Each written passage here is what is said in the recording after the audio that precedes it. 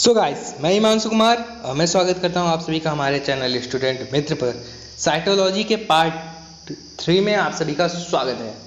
आज हम लोग जानेंगे सेल थियरी के बारे में। तो सेल थियरी के बारे में जानने के लिए इस वीडियो को अंत तक जरूर देखें। तो शुरू करते हैं आज का वीडियो लेक्चर। Let's begin. तो सबसे पहले बात आती है सेल थियरी कब से शुरू हुई। चलो आपको ले चलते हैं टाइम मशीन के द्वारा थोड़ा पीछे। बात आती है 1824 की। 1824 में एक ऐसा वैज्ञानिक था जिसका नाम था ड्यूट्रोचेट। ड्यूट्रोचेट एक ऐसा वैज्ञानिक था जिन्होंने सर्वप्रथम सेल थियरी के बारे में बताया। ये जो सेल थियरी का आइडिया है ना, सबसे पहले ड्यूट्रोचेट ने ही दिया।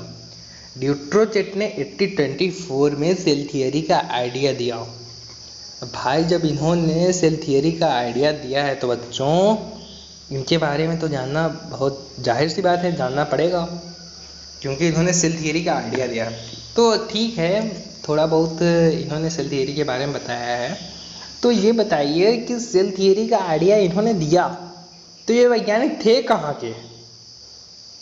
तो मैं आप सभी को बता दूं, ये वैज्ञानिक हैं फ्रेंच के साइंटिस्ट हैं। ठीक है, जैसा कि इसमें लिखा गया है, French scientist gave the idea of cell theory in 1824। तो ये तो हमने जान ही लिया कि 1824 में एक वैज्ञानिक थे जिनका नाम था ड्यूट्रोचेट, और ड्यूट्रोचेट ने सेल थियरी का आइडिया दिया और ये फ्रेंच के थे। ठीक है, तो थोड़ा और देख लेते हैं इसमें क्या लिखा गया है। He first time indicate that tissue are made by the union of cells. मैंने आप सभी को पार्ट 1 में ही ये बता दिया है कि बहुत सारे सेल्स मिलके टिश्यू का फॉर्मेशन करते हैं, और बहुत सारे टिश्यू मिलके ऑर्गन बनाते हैं, और बहुत सारे ऑर्गन मिलके ऑर्गन सिस्टम का फॉर्मेशन करते हैं, और बहुत सारे ऑर्गन सिस्टम मिलके एक बॉडी का फॉर्मेशन करते हैं। ठीक है बच्चों, यानी कि जो भी बॉडी है एनिमल या फिर प्लांट की, वो सभी की सभी किससे बनी है? कोशिका से, सेल से।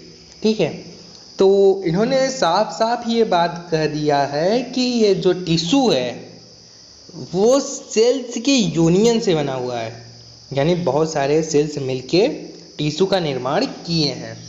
तो वही इन्होंने कहा है, he first time indicate that tissue are made by the union of cells, यानी कि इन्होंने सेल थियरी का आइडिया दे दिया। अब सेल थियरी का आइडिया क्या था कि सभी सेल्स जो होते हैं वो मिलके टिश्यू का फॉर्मेशन करते हैं। चलो भाई ठीक है, मान भी लेते हैं। अब इन्होंने ये चीज़ें तो बता दी, तो बात आती है जब इन्होंने बता दी तो इसका क्रेडिट जाता किसको है? ड्यूट्रोचेट को जाना चाहिए भाई, ऑब्वियसली ड्यूट्रोचेट को ही जाना चाहिए, क्योंकि इन्होंने सेल थियरी का आइडिया दिया है। लेकिन ऐसा नहीं होता। इसका जो क्रेडिट है वो जाता है स्लाइडेन और स्वान को। किसको जाता है बच्चों? स्लाइडेन और स्वान को। सेल थियरी का जो आइडिया है वो स्लाइडेन और स्वान को जाता है।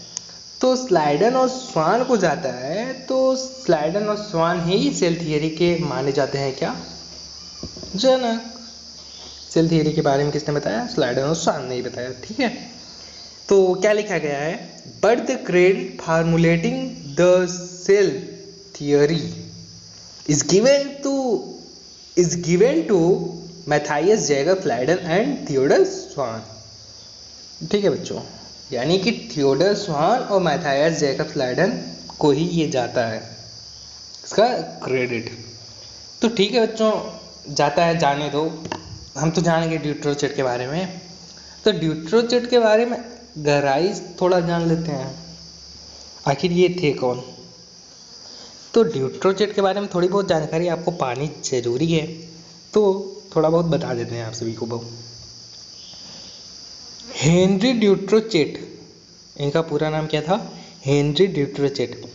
हेनरी ड्यूट्रोचेट इनका पूरा नाम है। तो क्या लिखा गया है इसमें? Henri Dutrochet, French physiologist who discovered osmosis. पहली चीज़ तो ये फिजियोलॉजिस्ट हैं बच्चों, और इन्होंने किसका डिस्कवर किया ऑस्मोसिस का।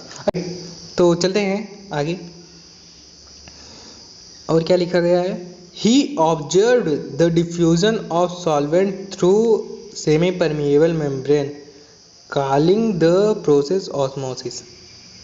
तो आगे क्या लिखा गया है। ही इन्वेस्टिगेटेड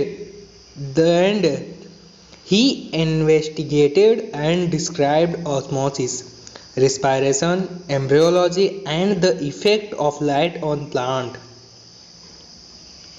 यानी कि इन्होंने केवल ऑस्मोसिस को ही नहीं बताया, बहुत सारी चीज़ों को बताया। वो क्या क्या थे, रेस्पायरेशन थे, एम्ब्रियोलॉजी है, और जो मतलब प्रकाश है ना, प्रकाश का इफेक्ट पौधों पे क्या होता है इसके बारे में भी इन्होंने बताया। ठीक है, इन्होंने प्रकाश का इफेक्ट जो पौधों पे पड़ता है उसके बारे में भी बताया, उसके बारे में भी इन्वेस्टिगेट किया। ठीक है बच्चों, तो इनके बारे में इतना काफ़ी है मेरे ख्याल से। तो आगे बढ़ते हैं हम लोग। अब बात आती है 8024 में, तो हम तो घूम के आ गए और हमने पाया ड्यूट्रोचेट को, और ड्यूट्रोचेट के बारे में हमने थोड़ी बहुत जान लिया। और थोड़ी बहुत में क्या जाना, यही कि इन्होंने ये दिया कि बहुत सारे सेल्स मिलके एक टिश्यू का निर्माण करते हैं। ठीक है प्यारे बच्चों, तो शुरू करते हैं अपनी आगे की जर्नी। 8024 में हम लोग थोड़ा आगे चलते हैं। चलो 8024 में हम लोग गए थे, चलो अब हम लोग कहाँ आ गए। 8024 क्रॉस हुआ, 8025 हुआ, 8026 हुआ, 27, 28, 29, 30, 31, 32, 33, 34, 35, 36, 37, आप पहुँच गए 38 में। यानी कई सालों के बाद, मान लो कुछ सालों के बाद 8038 आया। इन 8038 एक महान वैज्ञानिक ने, जिनको हम लोग प्यार से मैथाइयस स्लाइडन कहते हैं। मैथाइयस स्लाइडन जो थे वो जर्मन के बॉटेनिस्ट थे। और बच्चों, बॉटेनिस्ट क्या करता है, ऑब्वियसली वो पौधों पे रिसर्च करता है। प्लांट के क्षेत्र में वो बहुत सारी रिसर्चेस करता है।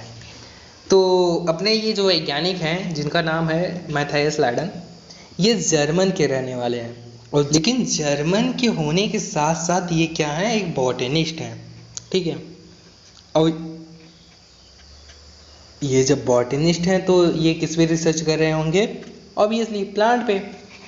तो जब प्लांट पे रिसर्च कर रहे थे ना बच्चों, तो इन्होंने क्या किया कि बहुत सारे मतलब पौधों को एक टेबल पे रखा, मतलब बहुत सारे पौधे के तने, पत्तियों को और रूट जो भी था वो सब मतलब एक टेबल पे रखे। तो उन्होंने जब देखा ना, तो सबके जो सेल्स थे, जो कोशिकाएं थी, वो तो अलग अलग थी। मतलब जितने भी पौधे थे सबके कोशिकाएं जो थी वो सभी अलग अलग थी। लेकिन कोशिकाएं तो अलग थी, लेकिन एक चीज़ उन्होंने कॉमन देखा। और वो कॉमन चीज़ क्या थी जानते हैं? वो कॉमन चीज़ ये थी कि सभी सेल्स मिलके एक टिश्यू का निर्माण कर रहे हैं। यानी कि ड्यूट्रोचेट ने जो बताया है वो इन्होंने फॉलो किया, उस आइडिया को फॉलो ये कर रहे हैं। यानी कि सभी सेल्स मिलके एक टिश्यू का फॉर्मेशन कर रहे हैं। और लेकिन एक चीज़ है, सभी जो कोशिकाएं हैं वो अलग अलग हैं। तो वही इसमें लिखा गया है, in 8038 Matthias Schleiden, a German botanist, examined a large number of plant and observed that all plants are composed of different kinds of cells which form tissue of the plant। ठीक है, तो वही इसमें कहा गया है कि मतलब कि ये स्लाइडन जो वैज्ञानिक हैं ये जर्मन के हैं, और इन्होंने बहुत सारे मतलब कि एग्जामिन करने के लिए बहुत सारे मतलब पौधों को लिया, और उन्होंने ध्यान दिया कि बहुत सभी मतलब कि जो पौधे हैं composed of different kinds of cells, मतलब कंपोज तो हुए हैं लेकिन ये डिफरेंट काइंड्स, बहुत तरीके के ये सेल्स हैं। ठीक है, which form the tissue of the plant, और जो कि मिल के टिश्यू का निर्माण कर रहे हैं। किसका? प्लांट के टिश्यू का ये लोग निर्माण कर रहे हैं। ठीक है, अब 1838 में आपने इतना जान लिया कि एक बॉटनिस्ट था जिसने ये देखा कि पौधों की जो कोशिकाएं हैं वो अलग अलग हैं, लेकिन सभी कोशिकाएं मिलके एक टिश्यू का निर्माण कर रही हैं। At about the same time, तो आगे बढ़ते हैं हम लोग। At about the same time Theodore स्वान 1839 की ये बात है बच्चों। 1839 में एक वैज्ञानिक था जिसका नाम था स्वान, ब्रिटिश जूलॉजिस्ट। ब्रिटिश का है ये सही है, लेकिन ये जूलॉजिस्ट है। और जूलॉजिस्ट क्या करता है, किस पे रिसर्च करता है? एनिमल्स पे। तो बंदे ने क्या किया, एनिमल्स पे रिसर्च किया। तो एनिमल्स पे जब ये रिसर्च कर रहे थे, ये महान वैज्ञानिक जब एनिमल, तो इनके बारे में हम लोग अगली वीडियो में बात करते हैं। तो आज के लिए बस इतना है, मिलते हैं अगली वीडियो में। Thanks for watching this video.